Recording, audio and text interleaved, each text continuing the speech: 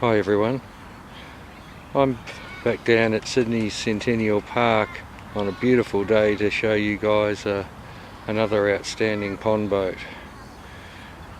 From this little vista you should be able to tell why I just love this place. I just can't get enough of it. I can spread my ashes down here, I think. Anyway, today we're going to have a look at this pond boat here. It's what I'd guess you'd call a tonner, and it's made from Australian cedar, and it's a dugout type. This is quite a magnificent hull which came from Adelaide about 5 years ago via eBay. It's probably the largest dugout cedar hull I've ever seen. It was in quite a distressed state when I got it, but I've managed to bring her back to her former glory. I'll try and include some pictures at the end of this clip on how I got it and some of the work that I've done on it over the years. When I got it, it was basically just the hull painted with about 15 or 20 coats of paint, and the deck was missing. It seemed to have some sort of strange canvas or with plaster on it instead of a deck. I couldn't understand it, but after a year or so of thinking about it, I just put a cedar deck on it because I couldn't work out what was going on, and I couldn't find any other information in any books or anything with regards to it. As you can see, it's a gaff type rig. Dennis McGugan made all these sails again. I made the rigging and all the metal fittings and the like. They were quite difficult, these ones, especially those little things there which are giving me grief. They keep coming undone. They were very difficult to make.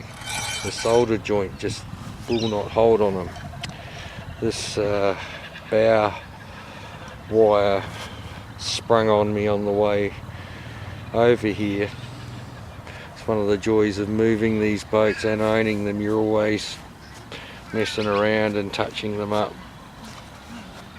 I remember when I conserved this boat, it took me a week to 10 days just to glue that little strip that runs around the edge of the hull on. I could only do about 50 millimeters each night, just because I wanted a perfect join. This is another thing that happens to timber repairs over the years. You'll colour match it perfectly and then it'll start showing back up. As you can see underneath there, it's a piece of hardwood that directly under the hull, and that's a lead weight underneath. You can see where I've had to fill the holes with lead because they drilled a few holes in them. It's an amazing hull. It measures about 1,050 millimeters long, 330 millimeters wide, and about 300 millimeters high. So as you can imagine, that's an amazing block of cedar, and it's quite amazing that it's still structurally sound, given the shrinkage that it probably occurred over the years. It's quite amazing. Must have been very well seasoned even when they used it.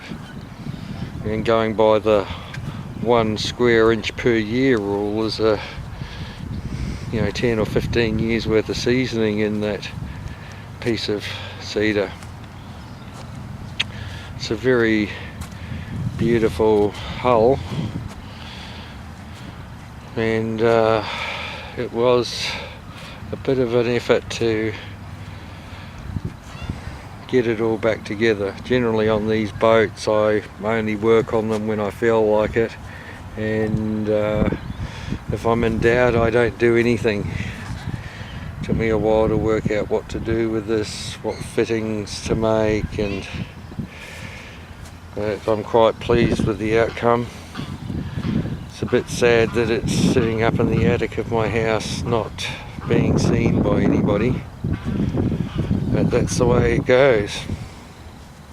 Anyway, now that I've finished working out how to post YouTube videos more easily, since everything's slowed down with YouTube's new format, I should be able to upload more boats more often.